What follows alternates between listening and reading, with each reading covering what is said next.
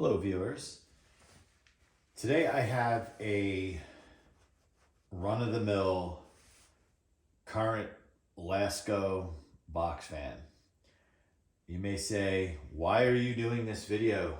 We see these everywhere. They're pieces of junk, etc.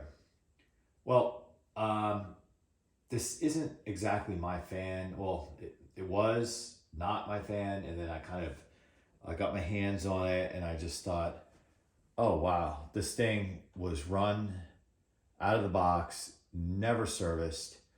And I thought, I just can't let it go, because the person was gonna throw it out.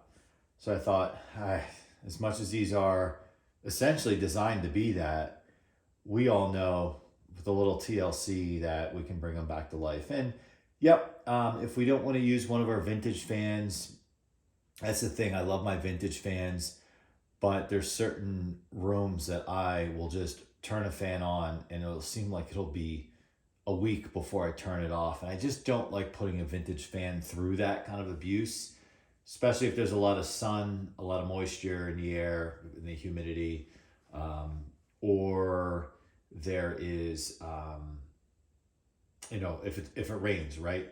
If I have a vintage fan in a window, the second I'm not using it, I pull it out of the window because I just don't want to not be home or something and it start raining and I get moisture.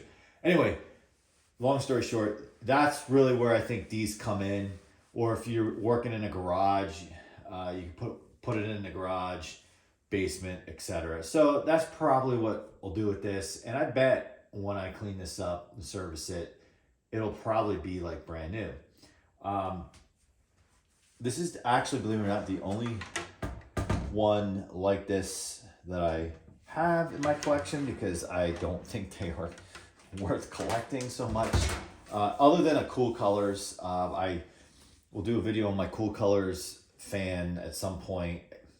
Probably borderline worth doing a video on or anything like that. But I did think Lasko did a good thing from a marketing standpoint on the business. I'm a business person, so I understand why they did what they did to stand out. I mean, they're not going to build fans like they used to in terms of quality or just ruggedness.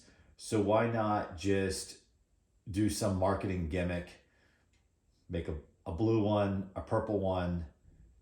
I believe there's a red one, and I think there's a new color this year. Not sure what it's called. Someone on one of the Facebook groups pointed it out. Looks pretty neat. And then they have the the USA one, which I think is pretty neat. Obviously, it doesn't make it perform any better. It's just more or less, it is what it is. So who knows, maybe 10, 15, 20 years from now, the next generation of collectors will be like, wow, can you believe that these guys used to think these were throwaway fans and they're worth collecting? Who the heck knows? But I think these, from a manufacturing standpoint, have been whittled down or manufactured down to kind of like the bare minimum. I can't imagine really how much smaller the cabinets could possibly get. I guess they could get a little even skinnier, but maybe they do something with the two metal bars that the motor's mounted into, to make it even more flimsy. Maybe they just go to a single one at some point in the future down the center, which I know there's some vintage fans that are like that. Anyway, enough rambling. I'm going to turn this on to see if it works. I think it works. It has one of those fused plugs, and if I'm not going to really get into all of that, if it turns out that that's what the problem is, although I could just cut the plug off and just put my own on. Done that kind of thing before. So I'll put it on low.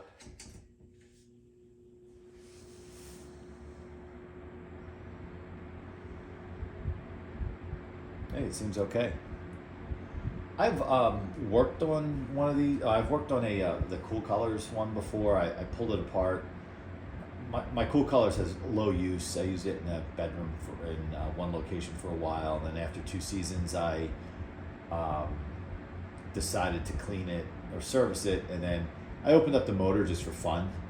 And they're actually these little motors are actually really easy to work on, really simple, and they're actually surprisingly powerful for being as small as they are. But you probably know that the hub for the blades won't, it's small, like small. The shaft is really small compared to predecessors or older fans. So these blades are not interchangeable with fans that are slightly older or the model that predates this. Medium, high, it moves okay air. I mean, it's not going to overwhelm you for sure.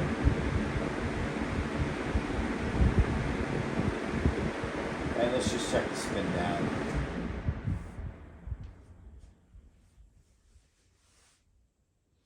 So really, I think for a free fan, spin down's not horrible either. So for a free fan, it will be serviceable. Just a quick.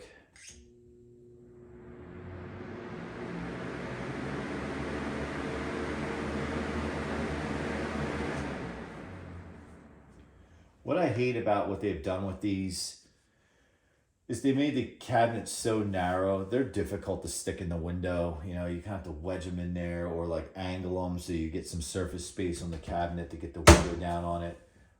It's like they are what they are, right? And the competition is really nil. Polonus, Holmes, some other off brands that you see at the stores. Anyway, this is my Lasco that I essentially got off the faded trash heap, because that's where it was headed, and we'll see. I just thought I saw a nick in the blade. I think I do. I can't tell if that's dirt or the blade actually has nicks in them, which wouldn't surprise me. Thanks for watching. Please make sure you like, subscribe. If you don't like this video, it's okay. I do have some other videos. Check out some of my other box fan videos. I have some pretty cool vintage box fan videos recently posted. And I have a ton more vintage box fans coming. But I just thought I'd talk about this for a minute. Thanks for watching. See you in the next one.